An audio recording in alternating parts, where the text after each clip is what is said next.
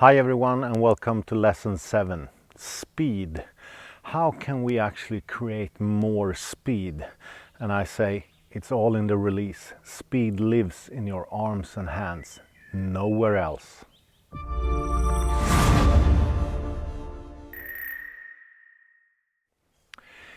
Anything we do actually in life, when we want to do it really fast, we do it with the hands and arms. A throwing motion is a very simple motion. If it's backhand, it's all in the arm. If it's forehand, it's still all in the arm.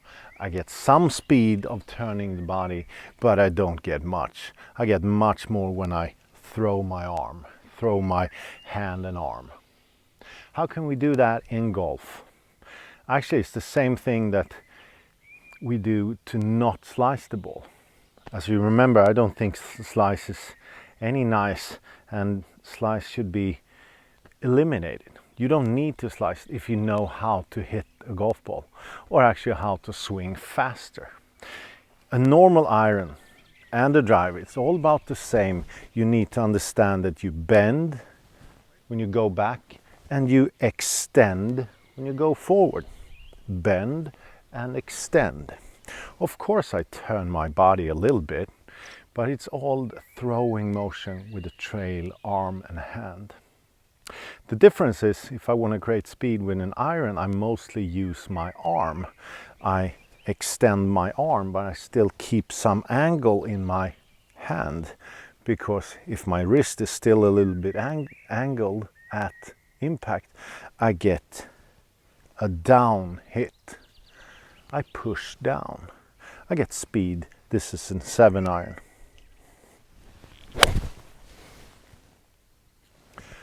That's a small draw with speed. It's probably around 100 or 105 miles per hour. What's your driver speed?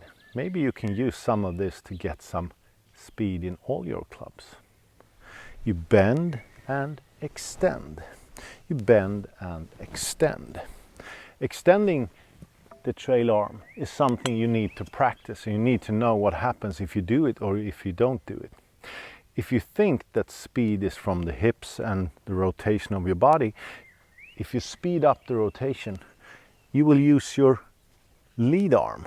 If you use your lead arm more than you use your trail arm, you will slice the ball, because the lead arm will be in front at impact. The opposite, if I use too much of my trail arm, I risk hooking the ball. Not much, but maybe a little.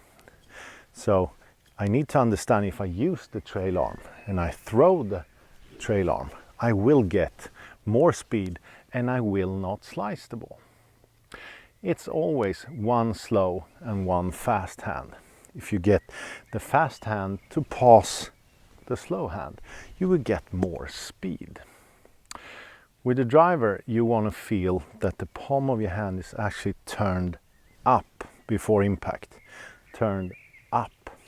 Then you get the positive attack angle, and that's what we want. We want speed. We also want to have the low point of the swing before impact, not after impact. Same thing, you can throw it, but you throw it really early to get low point here and speed at the ball.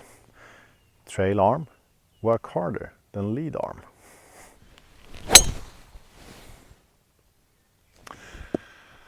Another draw. It's terrible.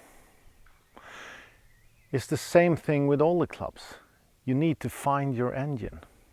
We talk all about hips, rotation and big muscles, but there's no speed in big muscles. You need to understand that speed lives in your arms and hands. Start using them. Start using a throwing motion with your trail arm and you will find more speed.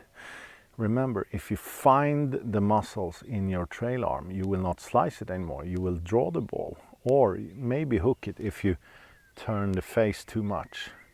That's what we talked about before. But if the lead arm is the key to your power, you will end up late with the club face and it will be open. Speed lives in your arms. Use the trail one.